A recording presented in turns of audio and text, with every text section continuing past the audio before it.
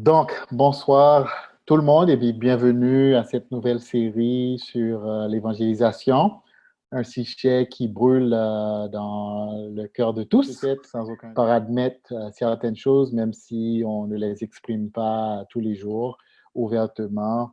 Donc, le but de cette série d'évangélisation, c'est vraiment d'aborder le genre de conversation où on peut être complètement honnête, ouvert par rapport à l'évangélisation et puis essayer peut-être d'avoir une nouvelle perspective en fouillant en plus, avec plus de profondeur dans ce que la Bible enseigne et peut-être redéfinir certaines notions que nous avons prises pour acquises dans le passé. Donc, je ne sais pas si vous serez d'accord avec moi, mais je pense que le niveau d'évangélisation de notre Église n'est pas à son top. C'est-à-dire que si on compare avec des années précédentes dans le passé, on va dire que peut-être le zèle, on a un refroidissement par rapport à notre zèle en ce qui a trait à l'évangélisation. Et puis la grande question, c'est pourquoi? Pourquoi? Donc, moi, en parlant à des frères et sœurs, ce que je réalise, c'est que la majorité des disciples veulent évangéliser. Ils veulent avoir un impact. Ils veulent voir Dieu travailler à travers eux pour aider les gens à le connaître. Par contre, il y a certains obstacles. Il y a certains obstacles et c'est pour ça que je veux avoir cette conversation pour parler de ces obstacles. Donc, quels sont ces obstacles auxquels je fais référence? Donc, premièrement, on va parler de ce qui est très évident. Il y a la peur. Il y a la peur de se faire rejeter. Il y a la peur de tomber dans les stéréotypes aux yeux des gens qu'on connaît, soit au travail ou dans le quartier. Il y a aussi le manque de confiance par rapport à quoi dire quand on évangélise et comment le faire. Mais cependant, malgré tous ces obstacles, je pense qu'on sera tous d'accord qu'il y a une telle joie qui résulte du fait d'aider quelqu'un à devenir un chrétien. C'est une joie que, par la grâce de Dieu, j'ai connue à plusieurs reprises durant mon cheminement, ma vie chrétienne. Et je sais, pour avoir parlé aux gens qui ont eu cette expérience, que c'est quelque chose de très spécial, de très gratifiant dans la vie chrétienne, de pouvoir aider des gens à devenir chrétiens. Donc, ce soir, ce que je voulais faire, c'est vraiment de commencer notre conversation. C'est une première conversation de 4 conversations qu'on va faire tous les mardis du mois d'août. Donc, on commence ce soir, le mardi 4 août. Donc, j'aimerais commencer ce soir en proposant une théologie de l'évangélisation. On va regarder quelques passages qui nous parlent de l'évangélisation dans la Bible et pour s'assurer d'avoir l'heure juste par rapport à ce que la Bible enseigne sur l'évangélisation. Dans le premier passage que je voulais partager, c'est dans Romains chapitre 1er, verset 16. OK? Romains chapitre 1er, verset 16. Donc, je lis Romains 1er, verset 16. Paul dit, car je n'ai pas honte de l'évangile, c'est une puissance de Dieu pour le salut de quiconque croit, du juif premièrement, puis du grec. Donc, Paul ici affirme qu'il n'a pas honte de l'évangile. Et il dit que c'est une puissance. Vous le savez déjà peut-être que le mot grec utilisé ici, qui a été traduit par puissance, c'est dunamis. Et c'est de ce mot que nous tirons notre mot dynamique. Donc, synonyme serait explosif. Donc, Paul est en train de dire que l'évangile, c'est quelque chose de dynamique. L'évangile, c'est quelque chose d'explosif. L'évangile, c'est quelque chose de puissant, non seulement pour le juif, mais pour n'importe qui croit en la bonne nouvelle de Jésus. Et pour moi, c'est la question fondamentale qu'il faut se poser premièrement. C'est est-ce que l'évangile continue d'être une bonne nouvelle pour nous? Est-ce que l'Évangile est une bonne nouvelle dans notre vie? Peut-être qu'elle l'était le jour de notre baptême ou aux premières heures de notre nouvelle vie, notre vie régénérée, mais est-ce qu'elle est encore aujourd'hui? Puis la réalité, la réponse à cette question, c'est que oui, de toute évidence, l'Évangile est encore une bonne nouvelle. Cependant, parfois on l'oublie. Donc, il faut constamment se le rappeler que l'Évangile est une bonne nouvelle. Il faut croire que c'est une bonne nouvelle. Parce que si on ne le croit pas, on n'aura pas d'enthousiasme à le partager. qu'aussi nous a annoncé récemment le petit ange qui a fait sa venue dans sa famille, le petit Kenzo. Et je ne pense pas que ça lui a pris énormément d'efforts pour surmonter la peur ou une appréhension quelconque. Il voulait partager que son fils est venu au monde. Donc, lui et sa femme Sandra, ils ont partagé avec nous, avec l'Église, avec leurs amis, avec leurs parents, cette merveilleuse nouvelle. Puis c'est ça la nature d'une bonne nouvelle. Une bonne nouvelle, c'est quelque chose qu'on ne peut pas se retenir de partager. Donc, c'est important de commencer avec cette idée, cette conviction que l'Évangile est une bonne nouvelle. Elle a été une bonne nouvelle dans notre vie. Puis si pour une raison ou une autre, on oublie que c'est une bonne nouvelle, donc c'est probablement le moment de prendre un bout de papier, de prendre un stylo et puis de rédiger dans un journal son récit de conversion. Si on oublie que c'est une bonne nouvelle, c'est probablement le temps de prendre quelques minutes avec quelqu'un et puis de partager, d'échanger ensemble le miracle que Dieu a accompli en nous amenant à la foi. Puis l'autre question, c'est si on croit que l'Évangile est une bonne nouvelle dans notre vie, est-ce qu'on croit également qu'elle est une bonne nouvelle ou qu'elle peut être une bonne nouvelle dans la vie des autres? Donc, ça peut nous servir d'imaginer des voisins, des amis, des parents à nous qui ne sont pas disciples, d'imaginer l'impact que l'Évangile aurait dans leur vie. Comment ces gens seraient-ils différents s'ils devenaient chrétiens? Je peux penser à un ami que je ne nommerai pas. Ben, on a travaillé ensemble lorsque j'étais aux études et c'est quelqu'un qui a grandi avec un passé un peu religieux dans le catholicisme et c'est quelqu'un qui a été complètement dégoûté par l'hypocrisie qu'il a vue dans l'Église. Et il s'est éloigné très, très, très loin de l'Église. Il a vécu en Asie pendant des années. Il est devenu bouddhiste à une certaine époque. Mais c'est clair que c'est quelqu'un qui cherche. Puis c'est quelqu'un que j'ai vu aller de relation en relation sans nécessairement trouver ce qu'il cherchait. Puis c'est un gars formidable, un gars que je respecte et que j'admire à plusieurs égards. Pour moi, si l'Évangile si ce gars arrivait, si cet ami arrivait à accepter l'Évangile, j'imagine la merveilleuse transformation que ce gars pourrait vivre, qu'il vivrait s'il acceptait l'Évangile. J'imagine le foyer qu'il pourrait construire. J'imagine le genre de papa qu'il serait. J'imagine le genre de mari qu'il serait. Donc, je pense que voilà ce qui me pousse à vouloir, et je l'ai fait dans le passé, je continue à le faire, d'essayer de partager l'Évangile avec ce gars-là. Donc, je pense que c'est important comme point de départ de se rappeler que l'Évangile est une bonne nouvelle.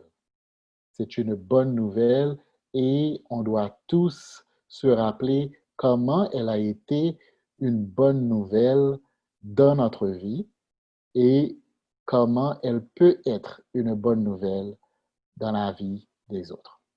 Donc, je peux vous laisser poser vos questions maintenant ou parce que, en fait, je voulais que ce soit une conversation, comme j'ai dit, pas juste un monologue. Donc, vous pouvez vous poser des questions à n'importe quel moment. Euh, Sinon, je peux continuer et puis on peut retenir les questions pour la fin. Donc, c'est comme vous voulez. C'est comme vous voulez. Donc, Si je peux. oui, je t'écoute. OK. Donc, on peut discuter de la formule après. Je vais poser la question. Anyways.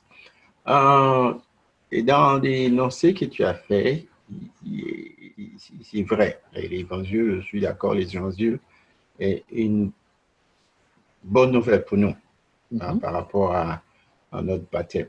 Maintenant, des années plus tard, peut-être comment ça s'illustre qu'on a oublié en restant dans le contexte de ce que tu as dit? Comment, parce que je regarde ma propre vie, par exemple, Mhm. je me rends compte des pesanteurs. Okay, j'habite à Sainte-Thérèse, je suis pas au centre-ville de Montréal. Est-ce que c'est une pesanteur en tant que telle? Je suis marié, j'ai 2 enfants. Est-ce que c'est une pesanteur en tant que telle? Et ainsi de suite. Pour dire, par exemple, il y a peut-être des choses nouvelles qui sont ajoutées dans nos vies, mais est-ce que c'est des pesanteurs vraiment en tant que telles qui nous font oublier la bonne nouvelle de l'évangile? Très bonne question. Moi, comment je répondrais à cette question, c'est le fait que c'est vrai que dans la vie, il y a plusieurs choses qui peuvent nous distraire. Il y a des distractions dans la vie. Mais c'est pas parce qu'on habite en banlieue, c'est pas parce qu'on habite une maison au lieu d'un appartement ou qu'on est moins distrait. Les distractions sont partout. Donc, et puis c'est humain d'oublier. C'est pour ça que Jésus nous rappelle, premièrement, qu'on prend le repas du Seigneur sur une base régulière. Le but du repas du Seigneur, c'est de nous rappeler la bonne nouvelle, nous rappeler cette transformation que nous avons vécue. Deuxièmement, c'est pour ça que nous avons besoin d'encouragement. Les réunions de l'Église, les rencontres entre frères et sœurs, toutes les interactions, tous les échanges. Donc, tout ça a pour but de nous rappeler. Pourquoi? Parce que c'est humain d'oublier. Donc, je ne pense pas que oublier que c'est une bonne nouvelle ou déconnecter avec le fait que c'est une bonne nouvelle, que ça a rapport avec là où on habite, ou je pense que quel que soit là où tu habites, tu vas être sujet à des distractions. Donc, ça prend un effort délibéré de chercher à se rappeler que c'est une bonne nouvelle. Donc c'est ça. OK? Mais très bonne question. On va continuer avec le deuxième point. On a dit que, premièrement, il faut se rappeler que l'Évangile est une bonne nouvelle.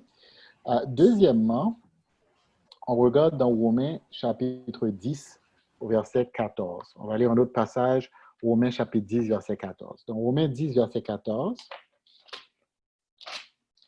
Romains 10, verset 14.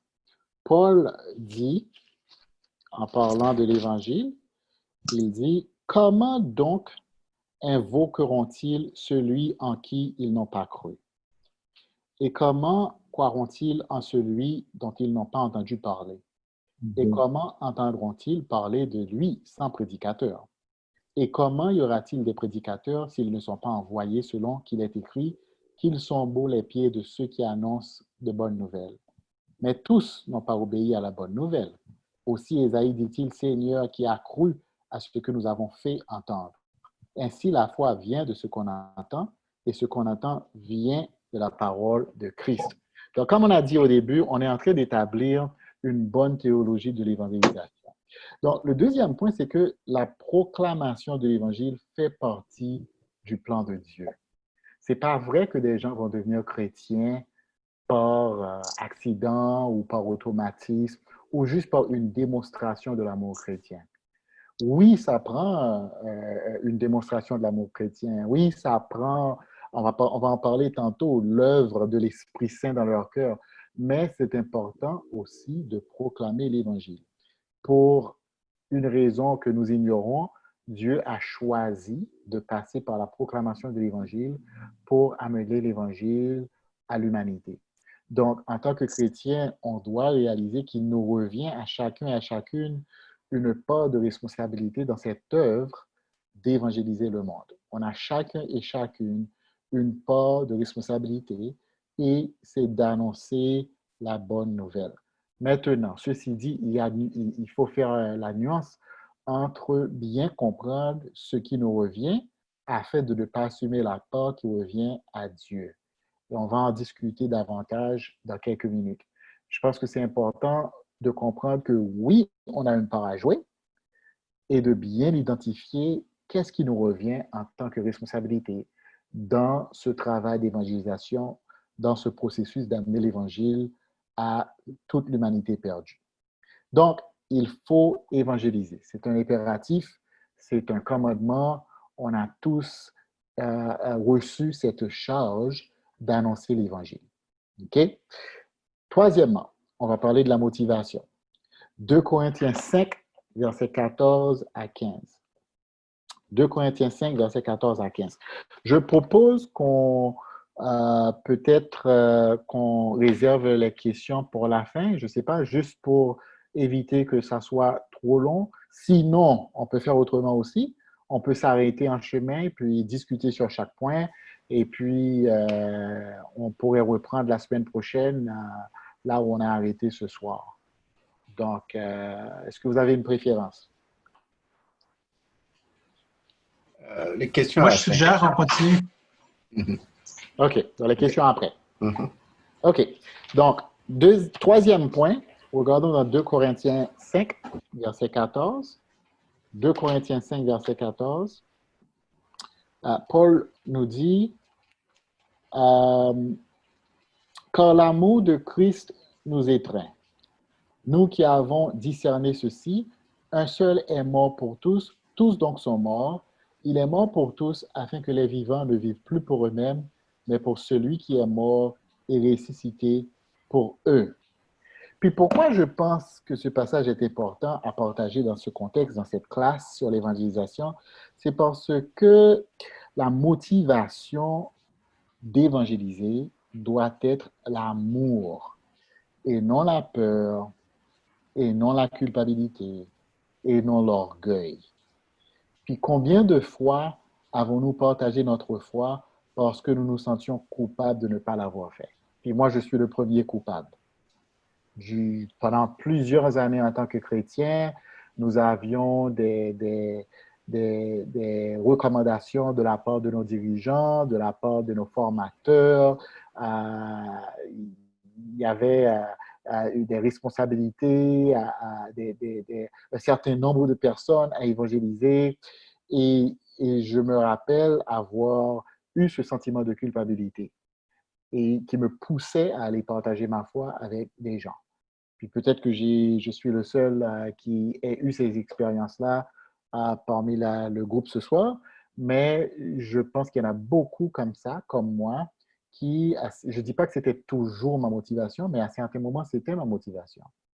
Et ce qui est clair, c'est que la motivation de partager sa foi doit être l'amour. Paul dit clairement que c'est l'amour de Christ qui nous étreint. C'est l'amour de Christ qui nous pousse à évangéliser, à partager notre foi, à servir les autres, à vivre pour les autres. Il faut que l'amour soit la base de notre motivation. Euh, je me rappelle aussi avoir partagé ma foi parce que mon partenaire de formation nous avait donné un objectif à atteindre. Je me rappelle aussi avoir partagé ma foi avec un sentiment d'orgueil pour dire, ah, voilà ce que j'avais fait. Et puis, en tant que chrétien, lorsqu'on a la maturité chrétienne, on comprend qu'on partage sa foi tout simplement par amour, pas par culpabilité, pas par peur, ni par orgueil. Donc ça, c'était le troisième point sur cette théologie de l'évangélisation. Quatrième point, 2 Corinthiens 4, verset 5. 2 Corinthiens 4, verset 5.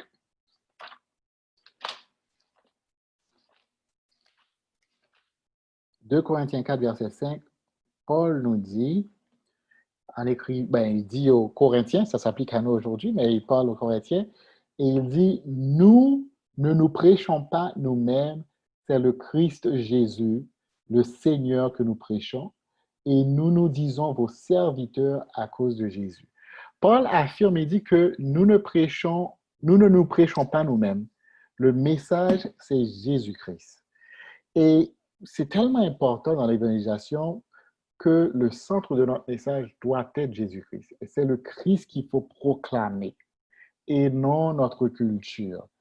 C'est très important. Je me rappelle avoir été missionnaire en Haïti pendant 6 ans et qu'à un certain moment, j'annonçais l'Évangile, mais j'annonçais la forme de l'Évangile que j'avais reçue aux États-Unis. Je veux dire que je m'attendais à ce que les convertis et les chrétiens utilisent une terminologie qui était propre au contexte américain où j'avais été converti et qu'il adopte une certaine conduite par rapport à la façon dont on faisait les chants, par rapport à la façon dont on adorait. Même cette idée de date, par exemple, qu'on a hérité des États-Unis, on voulait imposer. Donc j'espère que vous voyez ce que je veux dire. c'est important en prêchant le Christ qu'on n'impose pas une culture qui n'a rien à voir nécessairement avec le Christ. C'est juste la culture dans laquelle on a évolué. Il faut faire attention à ne pas imposer cette culture à quelqu'un, mais à se limiter à prêcher le Christ. Puis je pense que c'est important aussi que notre prédication soit centrée sur le Christ à un tel point où on fait la différence entre l'évangélisation et le prosélytisme. Ça veut dire quoi? Ça veut dire que l'évangélisation, il s'agit d'annoncer Jésus-Christ, d'annoncer la bonne nouvelle, d'aider quelqu'un à découvrir la grâce de Dieu et d'accompagner cette personne à devenir un disciple de Jésus. Pourquoi? Tout simplement parce qu'il est épris de Jésus en réalisant l'amour que Jésus a pour lui et le sacrifice de Jésus. Faire du prosélytisme ou du recrutement, si vous me permettez l'anglicisme, ça peut être très différent. Ça peut se traduire en essayant de recruter, d'amener quelqu'un à notre Église pour se joindre à notre Église, sans nécessairement aider ces personnes à devenir un disciple de Jésus. Moi, je l'ai vu à plusieurs reprises où des gens se sont joints à notre Église sans nécessairement devenir disciple.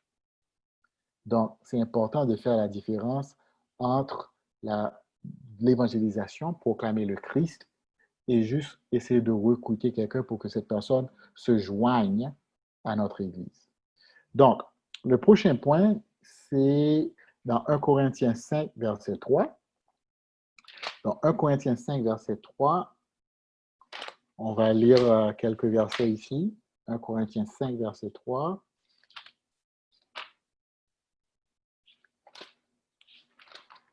Et on parle encore d'une bonne théologie de l'évangélisation.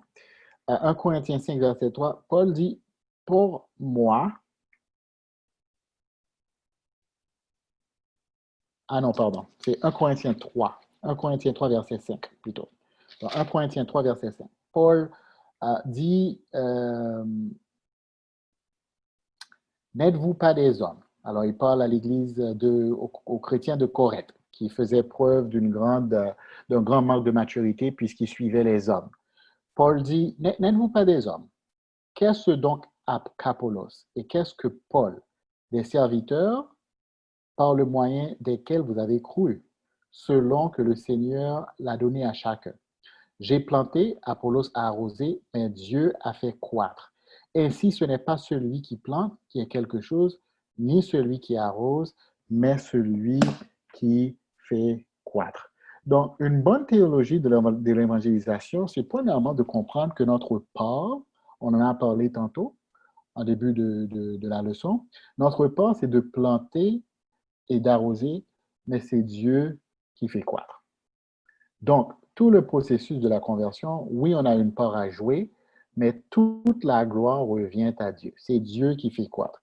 Donc, si on ne comprend pas ce principe fondamental, on peut se mettre une pression disproportionnée sur les épaules. On peut s'imaginer que tout dépend de moi, ce qui peut amener une culpabilité intense dans notre vie. Puis encore une fois, je partage mon exemple personnel. Il y a des fois où j'ai étudié la Bible avec des gens qui n'ont pas accepté de devenir chrétiens. Et puis, je suis parti avec l'idée que c'était ma faute à moi, que c'était ma faute, que j'avais j'ai été maladroit ou que j'ai mal utilisé les Écritures, que je n'ai pas été un bon guide. Puis, ce que je suis en train de dire, c'est pas que j'ai été parfait dans tous les acheminements que j'ai donnés aux gens ou dans tous les accompagnements que j'ai donnés aux gens. Mais il faut croire que Dieu est bien plus grand que mes faiblesses, que Dieu est bien plus grand que les erreurs que j'ai pu commettre, que Dieu est bien plus grand que mes inaptitudes.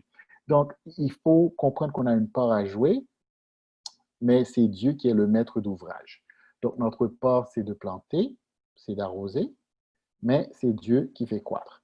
Le revers de la pièce aussi est important. Dans le cas d'une conversion, on ne peut pas se glorifier. Moi, je me rappelle une époque de l'Église où on aidait quelqu'un à devenir un chrétien et puis on prenait tellement de gloire par rapport à ce processus de conversion. On oubliait que c'est un miracle que quelqu'un se fasse baptiser, que quelqu'un devienne chrétien. Je ne dis pas qu'on doit négliger la part qu'on a à jouer, mais on prenait trop de gloire sur nous-mêmes et on en accordait trop peu à Dieu. Donc, c'est important pour une bonne théologie de l'évangélisation de réaliser que oui, on a une part active qui est plantée et arrosée, mais Dieu est l'auteur de la conversion. C'est Dieu qui fait croire et toute la gloire lui revient. Nous sommes appelés à travailler ensemble avec Dieu. Donc, dernier point pour ce soir, le point 6 sur une bonne théologie de l'évangélisation. Et le point que je veux faire ici, c'est que chaque personne a son propre cheminement et chaque personne a besoin d'une approche unique. Puis c'est tellement contraire à notre culture d'évangélisation dans notre Église. En partant, on a une formule d'étude qu'on fait avec tout le monde et on s'attend à ce que tout le monde passe à travers cette formule, ce processus. Et au point où si une personne ne passe pas, au point où on peut se mettre à penser qu'une personne ne peut pas arriver au Seigneur ou être convertie sans passer par nos études. Puis, j'ai été coupable. Il y a longtemps que j'ai eu cette façon de penser, ce modèle, mais je dois dire que pour le moment, maintenant, grâce à Dieu, je vois le modèle qu'on a comme un outil. Oui, c'est un bon outil. Oui, ça permet d'enseigner les gens, mais il ne faut pas croire que quelqu'un ne peut pas devenir un chrétien s'il ne passe pas par cet outil-là. Avant cet outil, Dieu a travaillé à travers les siècles pour aider des milliers, des centaines de milliers de personnes à devenir des chrétiens. On s'entend là-dessus que les apôtres n'utilisaient pas l'outil qu'on utilise maintenant. Donc, il faut annoncer l'Évangile, il faut comprendre que chaque personne a son propre cheminement et que chaque personne a besoin d'une approche unique. Donc, à quoi ressemble l'approche adéquate? Mais premièrement, c'est important de connaître et de comprendre la personne. On étudie la Bible avec quelqu'un, on accompagne la personne. C'est important de prendre le temps de poser des questions, puis d'avoir cette curiosité authentique envers la personne et sa vie et son cheminement. Apprendre à connaître la personne, chercher à comprendre la personne. Comment est-elle arrivée à ce point-ci de sa vie? Donc, on met de côté le modèle du transporteur à bande où tout le monde doit passer à travers la même formule. Je ne dis pas qu'on n'utilise plus les études, non. Pas, en fait, on a fait une classe sur la série d'études, mais on l'utilise pour ce qu'il est en comprenant qu'il est un outil et non une formule automatique. Donc, c'est important de prendre le temps de comprendre la personne, d'identifier son besoin. Donc, il y a 3 questions à se poser. Premièrement, quel est le cheminement de la personne au moment où tu rencontres la personne? Parce que de toute évidence, cette personne a déjà eu un cheminement. Donc, au moment où tu rencontres la personne, quel a été son cheminement? Puis, on essaie de ne pas faire, de prendre des choses pour acquises. On pose des questions, on essaie de chercher à comprendre. Deuxièmement, quel est son besoin? Basé sur le cheminement de la personne, de quoi a-t-elle besoin maintenant pour arriver à la foi ou pour arriver à accepter l'Évangile ou pour compléter son processus de conversion. Puis troisièmement, quelle est la meilleure façon d'adresser ce besoin que la personne a? OK? Donc, quel est son cheminement au moment où elle vous rencontre? Quel est son besoin? Puis troisièmement, quelle est la meilleure façon d'adresser ce besoin? Je vais vous nommer quelques exemples rapidement. Acte chapitre 8, Luc nous raconte la conversion de dignitaires éthiopiens. Vous connaissez l'histoire. Il était allé en pèlerinage à Jérusalem. Il revient sur son char et il est en train de lire le prophète Isaïe. L'ange dit à Philippe d'aller se rapprocher du chariot. Et Philippe écoute l'homme qui lisait le prophète Isaïe, le chapitre 53, et Philippe lui demande, comprends-tu ce que tu lis? Puis l'homme dit, non, comment le pourrais-je si quelqu'un ne me l'explique? Du coup, il invita Philippe à monter sur le char et Philippe commença avec ce passage pour lui prêcher l'Évangile. OK, on ne sait pas ce que Philippe lui a dit dans tous les détails, mais on sait que Philippe lui a probablement révélé que la prophétie était à propos de Jésus, que Philippe lui a parler de qui était Jésus, sa divinité, sa mission, son sacrifice, sa résurrection, le péché, le pardon des péchés, le besoin de la repentance, le besoin du baptême, parce qu'à la fin de la conversation, qui aurait pu durer des heures, on ne sait pas, la Bible ne nous donne aucune indication, mais on sait qu'à la fin du partage de Philippe, l'homme vit de l'eau et demandait à être baptisé immédiatement. Donc, est-ce que tout le monde qu'on rencontre, puis avec qui on va étudier, va avoir un cheminement pareil à celui de l'Éthiopien? Absolument non, de toute évidence. On voit que l'Éthiopien, c'était quelqu'un qu'on pourrait décrire comme quelqu'un qui était mûr pour l'Évangile. Ça veut dire qu'il en fallait de peu pour amener cette personne. C'était quelqu'un qui cherchait, c'était quelqu'un dont l'esprit avait déjà commencé à amener proche de la source de la vérité. Donc, c'est sûr qu'il y a des gens comme ça à Montréal, mais tout le monde n'est pas comme ça à Montréal. Tout le monde n'a pas ce cheminement. Donc, il faut être capable d'identifier le besoin de la personne. Acte chapitre 13, verset 48, les non-juifs de Antioche en Pisidie. Paul va annoncer l'Évangile. Il passe plusieurs jours à annoncer l'Évangile. Et la Bible dit, tous ceux qui étaient destinés au salut acceptèrent sa parole. OK. Est-ce que ça veut dire que ces gens avaient été destinés avant la création du monde pour qu'ils deviennent chrétiens? Non, parce que la doctrine de la prédestination, c'est une doctrine calviniste. En fait, demain, à la mi-semaine, on va en parler. C'est le sujet de la mi-semaine, demain, la prédestination.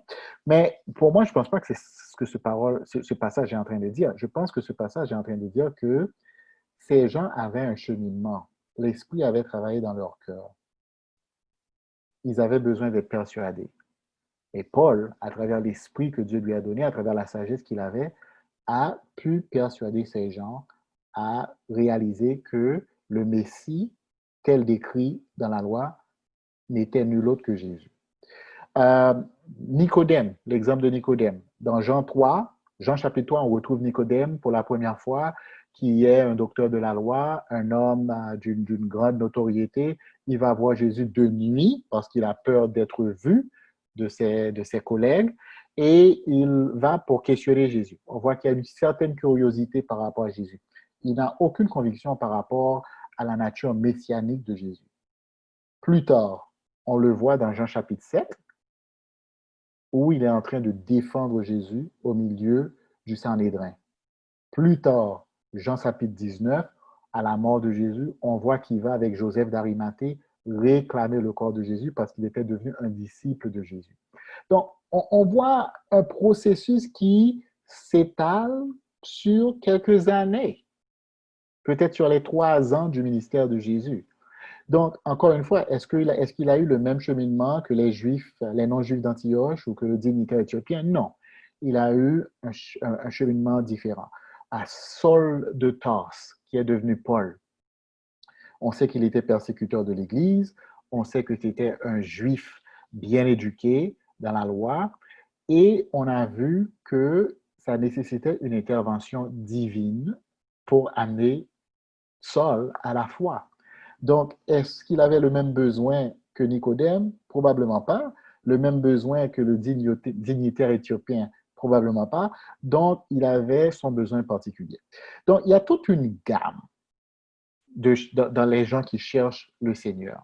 Il y en a qui cherchent sans le savoir, puis il y en a qui ne cherchent pas, mais qui sont prêts et qui attendent juste à être exposés avec la vérité. Donc, c'est important d'être sage, de chercher à bien identifier le parcours de la personne et surtout son besoin. Donc, je termine avec cette citation de Jonathan Dobson, qui a écrit un livre que j'ai lu récemment, je vous le recommande. C'est un livre en anglais qui s'appelle The Unbelievable Gospel.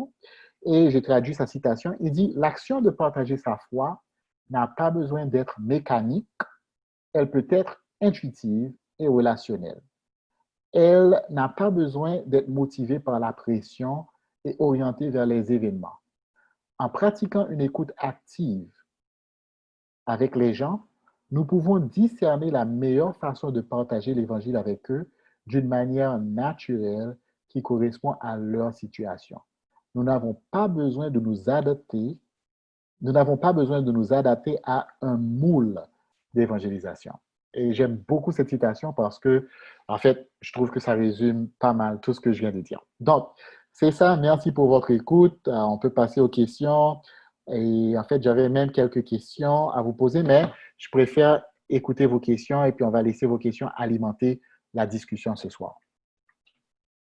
Donc, n'oubliez pas de vous enlever la sourdine si vous voulez partager. Allô, c'est Émilie. Moi, je suis avec Bruno, bien sûr. Mhm. Et une question, je trouve ça très intéressant, la manière dont tu approches ça, de regarder, de mettre l'emphase sur le besoin de la personne au niveau de ses croyances, au niveau de sa spiritualité. Mais je me questionnais à savoir, mettons, si on évangélise comme version, on va dans le métro, on invite du monde. Comment tu abordes le fait, c'est difficile à dire, bon, bonjour, je suis chrétienne, je veux savoir c'est quoi votre besoin. C'est comme mes contacts, c'est spécial comme approche. Comment Ouais, on peut intégrer cette notion-là dans notre premier contact? ouais, c'est une très bonne question. Puis, on va au métro, on ne sait pas qui on va rencontrer, on n'a aucune idée du cheminement de la personne. Puis souvent, on va dire, ah, je vais vous inviter à l'église. Puis peut-être, au lieu de dire, je vais vous inviter à l'église, on peut dire à la personne, est-ce que vous avez un cheminement spirituel? On pourrait même commencer avec une question. Que pensez-vous de Dieu? Euh, Est-ce que vous avez une opinion quelconque sur Jésus, sur la Bible?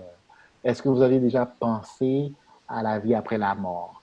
Donc, si vous voulez faire du cold contact, comme on le dit, aller directement sur quelqu'un que vous ne connaissez pas, ça pourrait peut-être susciter une réflexion de la part de la personne en y allant avec une question, un questionnement au lieu de juste dire, ben voilà, venez à l'église.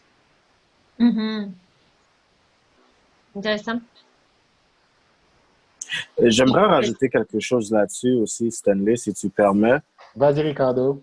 Oui, parce que bien souvent, on est tellement pressé aussi de vouloir arriver au point où est-ce qu'on peut rentrer dans le message de l'Évangile, mais on ne prend pas le temps de développer une relation avec la personne, on ne prend pas le temps de vraiment faire une enquête et puis de savoir qui est la personne. En général, euh, euh, ma philosophie par rapport à l'évangélisation doit passer premièrement par développer une certaine amitié, une certaine proximité, une certaine intimité avec la personne qu'on adresse et après ça, pouvoir aller de manière un petit peu plus profonde dans les sujets spirituels. Mais des fois, je pense, bon, moi, j'ai été coupable de ça. On veut tellement arriver droit au but puis essayer d'amener le plus de personnes que on est tellement focalisé sur les statistiques et les chiffres plutôt que la personne qui est devant nous. Tandis que certaines d'entre nous, on va évangéliser, mais il y a peut-être personne qui va être amené à Christ. Il y en a qui vont amener une dizaine, une vingtaine de personnes au cours de leur vie. Et puis, comme on disait tout à l'heure, c'est Dieu qui fait croître. Alors, si on arrête de se donner cette urgence de vouloir nécessairement voir des résultats à tout coup, à chaque fois qu'on évangélise, mais qu'on prenne le temps de développer une amitié, de reconnaître qu'est-ce qu'on a en commun avec cette personne-là et à partir de là, de commencer à développer des ponts. Je pense qu'on va avoir plus de succès aussi dans notre évangélisation. Bon point, bon point. Je ne peux que te rejoindre dans ce que tu partages parce qu'en fin de compte, si on y pense, la foi, c'est quelque chose de très important, de très personnel. Puis, parfois, on pense que les gens doivent être prêts de parler de quelque chose tellement personnel avec nous qui sommes des inconnus. Donc, qui soient des inconnus. Je pense que c'est important, comme Ricardo le dit, de prendre le temps de connaître la personne, de bâtir cette confiance avec la personne. Tu vois, je ne vais pas m'attendre à ce que quelqu'un me parle. Je ne vais pas rencontrer quelqu'un. Encore une fois, je ne veux pas dire que c'est mauvais de le faire. On est libre de partager sa foi comme on veut. Mais il faut penser que en discutant de la foi avec quelqu'un, on est en train de parler d'un sujet très personnel et très sensible. Et ça prend un minimum de confiance. Il y a très peu de gens qui vont être ouverts de parler de leur foi comme ça, kiff-kiff, le coup avec quelqu'un qu'ils ne connaissent pas. C'est pour ça que la motivation est importante encore, les amis. Permettez-moi de revenir là-dessus. Si ta motivation, c'est « Ah, je me sens coupable, il faut que je donne des invitations », c'est pas la même chose que si ta motivation est « Ah, j'aime le monde, puis je veux vraiment aider quelqu'un à connaître Dieu ». Puis si c'est l'amour est quoi? En Corinthiens 8, l'amour est patient. On est prêt à investir le temps que ça prend et puis à être patient pour aider la personne à connaître Dieu. Autre question ou commentaire?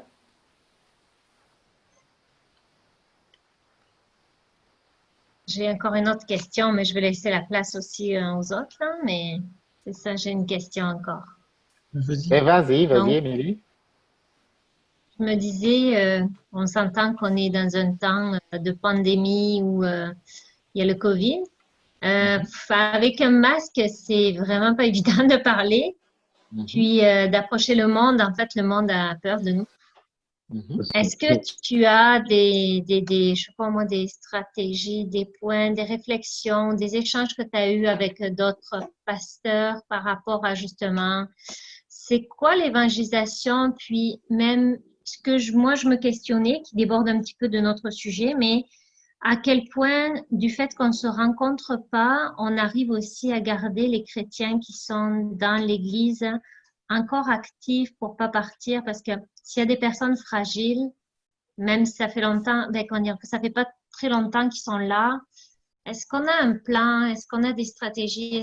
Parce que moi, c'est ma crainte aussi au niveau de l'Église, bien d'inviter, mais déjà, c'était difficile, mais en plus, on se rencontre pas. Comment on fait pour retenir ces personnes-là aussi, là? Très bonne question. Pour moi, dans ce contexte, je pense que Dieu nous pousse à travers cette situation à aimer davantage. Comme Jésus a dit dans Jean 13, 34 à 35, aimez-vous les uns les autres, par ceci, tous connaîtront que vous êtes mes disciples. Donc, je pense qu'il faut être créatif. En quelque sorte, c'est facile d'aller donner une invitation à quelqu'un. Pour le moment, ça devient plus difficile de partager l'évangile avec les gens. Je pense que c'est une opportunité d'aimer, de servir. Moi, personnellement, ce que j'essaie de faire, c'est de servir, de m'impliquer dans des projets, dans des organisations, dans des activités où j'ai l'opportunité de servir. Et en servant, je rencontre des gens. Et en rencontrant des gens, ça me permet de partager la motivation qui me pousse à servir. Donc, je pense que si tous les chrétiens se mettaient à chercher des opportunités d'aimer et de servir, Dieu nous ouvrirait bien des portes pour annoncer l'Évangile. Puis, sur le deuxième volet de ta question par rapport aux chrétiens, encore une fois, c'est là où le relationnel est important. Donc, les groupes de famille, les ministères. Moi, d'après ce que j'apprends, les jeunes chrétiens surtout, ils sont connectés. Il y a des gens qui font le suivi avec eux, des gens qui échangent avec eux, des gens qui partagent avec eux. Donc, voilà ce qu'il faut s'assurer de faire, que tous les chrétiens sont connectés dans les groupes de famille, dans les ministères et qui passent du temps ensemble. Ouais, ça répond bien à mes questions, hein?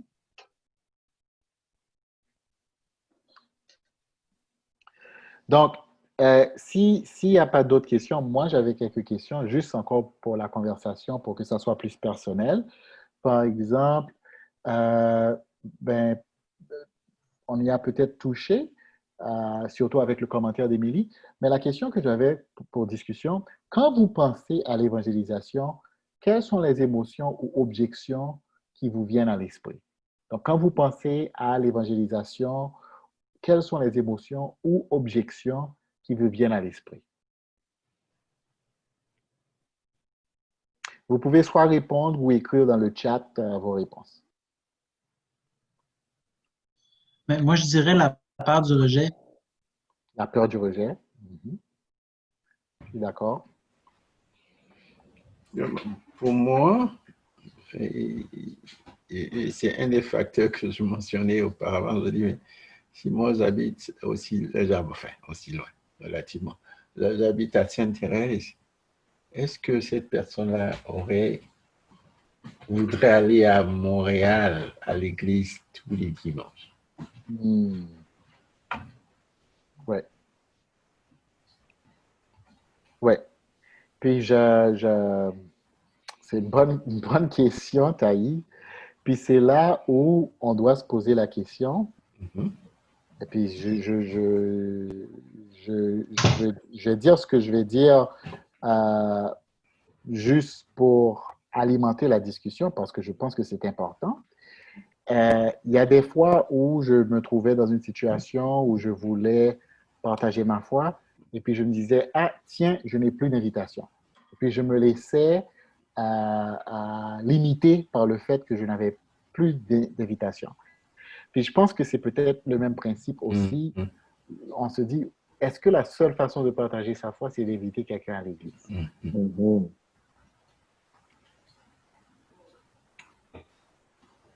Mhm.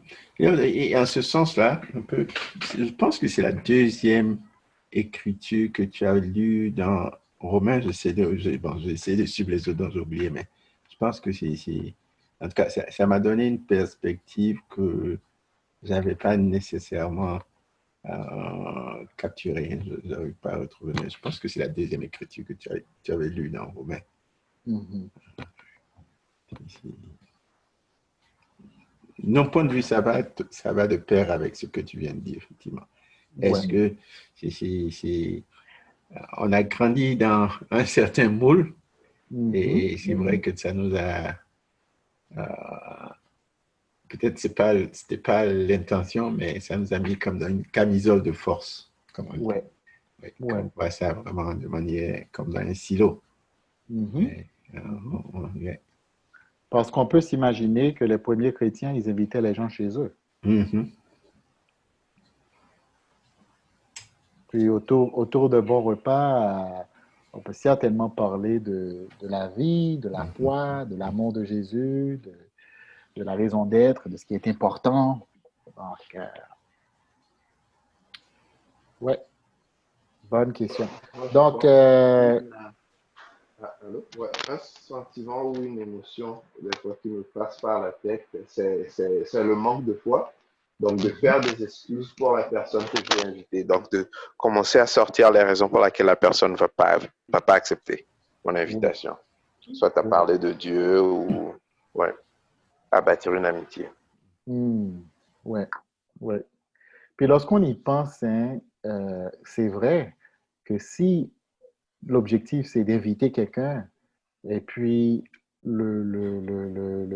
l'objectif ou le résultat positif, c'est que la personne dise oui, je viens à l'église. Donc, c'est certain qu'on va avoir la peur d'être rejeté et qu'on va avoir la peur d'avoir échoué. Mais et si l'objectif n'était pas d'inviter la personne à l'église ou d'amener la personne à l'église, si l'objectif c'était juste d'aimer la personne, de chercher à construire une relation avec la personne, de devenir ami avec la personne. Puis au moment opportun, comme Ricardo disait tantôt, on a l'opportunité de dire, hey, je ne sais pas si tu as remarqué, mais il y a une chose fondamentalement différente par rapport à moi, puis c'est ma foi en Christ, j'aimerais te la partager. Donc, peut-être que c'est ce changement de perspective enlèverait la pression qu'on ressent, qu'on doit non seulement éviter, mais on doit garantir la réussite de cette action-là, que la personne accepte l'invitation. Donc, ça nous mène à la deuxième question. Je pense que c'est une bonne transition.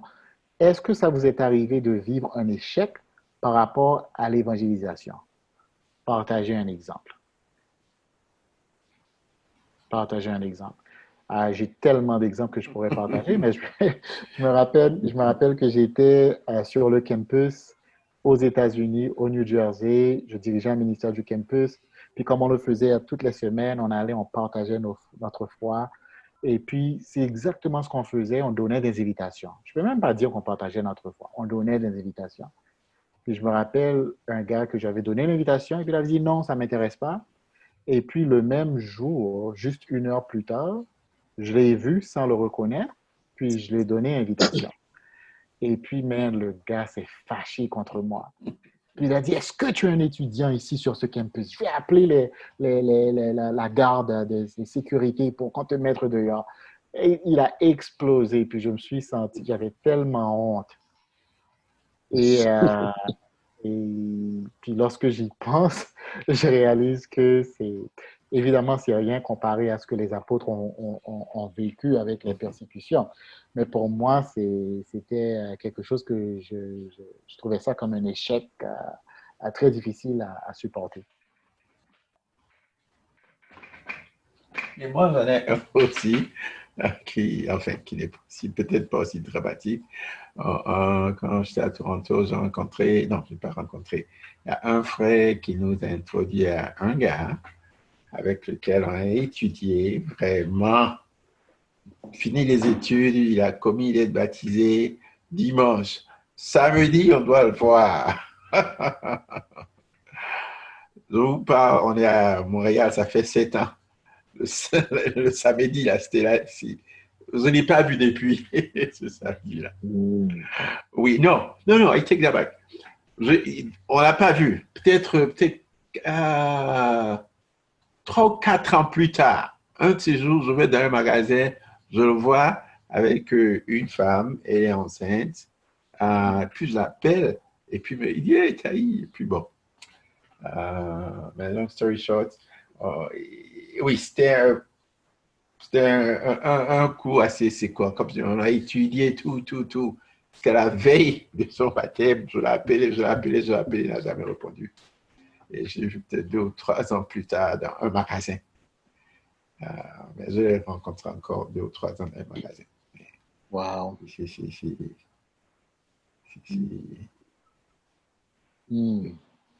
Ouais. Donc, c'est ça, je pense qu'on a tous vécu des échecs par rapport à l'évangélisation. L'autre question, troisième question, comment gérez-vous la pression dans votre vie par rapport à l'évangélisation? Comment gérez-vous la pression dans votre vie par rapport à l'évangélisation? Ça, c'est une question que j'aimerais répondre parce que je trouve que ça rejoint aussi un peu l'autre précédente que je voulais dire quelques affaires. Moi, c'est sûr que j'ai eu des échecs, mais je trouve que présentement, j'en ai moins. C'est pas parce que j'ai arrêté d'évangéliser, mais c'est parce que j'ai arrêté de mettre une pression sur moi qui est pas nécessaire. Premièrement, c'est en me donnant des buts qui sont beaucoup plus modestes que qu'est-ce que parfois on a tendance à se fixer comme objectif, nous autres en tant que chrétiens. Et puis c'est revenu souvent, c'est quelque chose que je voulais réagir par rapport à ça aussi, parce que dans les conversations qu'on a eues ici dans notre petit groupe, j'ai beaucoup entendu, inviter à l'église, inviter le monde à l'église, mais il y a une différence entre amener quelqu'un à Christ et amener quelqu'un à l'église. Et j'espère que, on est tous conscients de l'ampleur de cette différence-là. Maintenant, c'est sûr que là, on n'a pas le temps comme d'explorer ça, mais amener quelqu'un à Christ, ça ne veut pas dire nécessairement que la personne va venir à notre église. Certainement. Il y a des gens qui vont peut-être aller dans d'autres sectes du christianisme ou dans d'autres églises ou dans d'autres mouvements d'église, mais ça ne veut pas dire nécessairement que ces personnes-là n'ont pas nécessairement développé leur relation avec Christ. Maintenant, c'est sûr que moi, en tant que chrétien, je voudrais que la personne soit le plus proche de ce que moi je comprends, qui est la pure révélation de Dieu et puis de comment Dieu a révélé ses enseignements à son peuple. Mais en même temps, il faut faire la part des choses. Moi, lorsque on décide d'amener quelqu'un au sein de l'Église, on l'amène pas nécessairement dans notre mouvement d'Église, mais on l'amène à Christ premièrement. Et d'après moi, le Saint-Esprit va faire le travail dans le cœur de cette personne-là pour qu'elle puisse avoir une certaine clarté doctrinale. Bon point, Ricardo. En fait, on en a parlé ce soir au point 4, c'était ça, faire la différence entre l'évangélisation et le prosélytisme. Donc, l'évangélisation, c'est annoncer l'évangile pour amener quelqu'un à Christ pour qu'il soit disciple de Jésus, alors que le prosélytisme, c'est juste essayer de recruter la personne pour qu'elle se joigne à notre groupe. Donc, moi, je vais dire que je ressens de moins en moins de pression dans ma vie par rapport à l'évangélisation. Puis je pense que c'est parce que j'ai changé la perspective que j'avais. J'essaie d'aimer les gens, j'essaie de servir les gens et d'utiliser les opportunités que Dieu me présente, qui se présentent à moi, pour partager avec les gens. Donc, en le faisant, je trouve que j'ai beaucoup plus d'envie de rejoindre les gens. Je prie pour eux, j'essaie de les rencontrer, d'avoir des conversations avec eux, mais je n'ai pas une pression que à tous les jours, voilà, je dois aller donner des invitations. Donc, je ne sais pas pour les autres sur l'appel, comment vous vivez ça? Comment gérez-vous les pressions dans votre vie par rapport à l'évangélisation?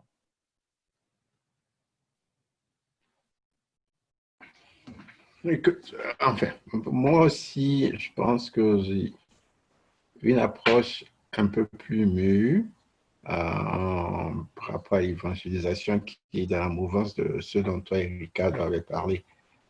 Mais je ne peux pas m'empêcher quand même de toujours penser à cette écriture dans Timothée, là où Paul dit que Dieu ne nous a pas donné un esprit de timidité, parce que c'était un des, entre guillemets, fouets, entre guillemets, dans le temps qu'on utilisait pour nous encourager à aller évangéliser.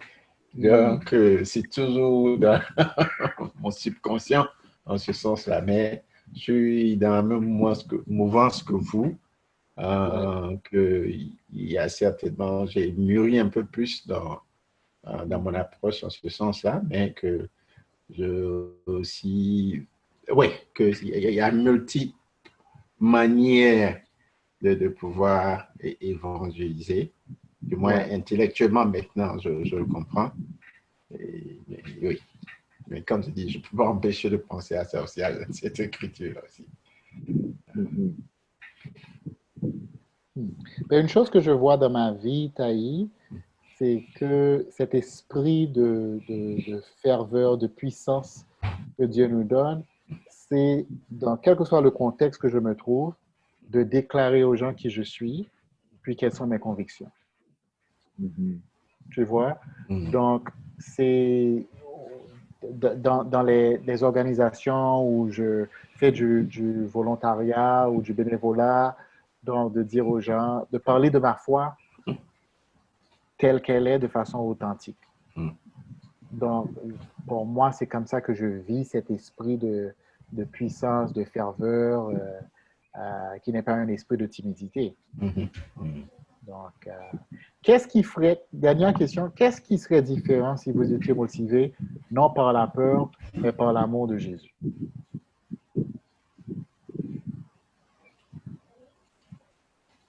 Qu'est-ce qui serait différent, c'est ça la question? Oui, qu'est-ce qui serait différent dans votre évangélisation si vous étiez motivé, non par la peur, mais par l'amour de Jésus?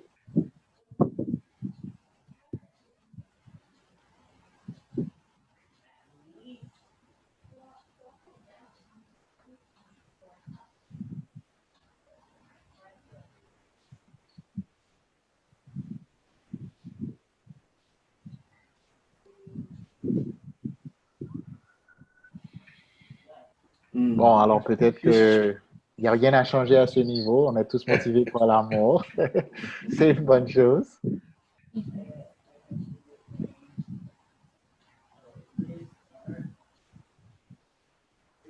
Mais moi, comment...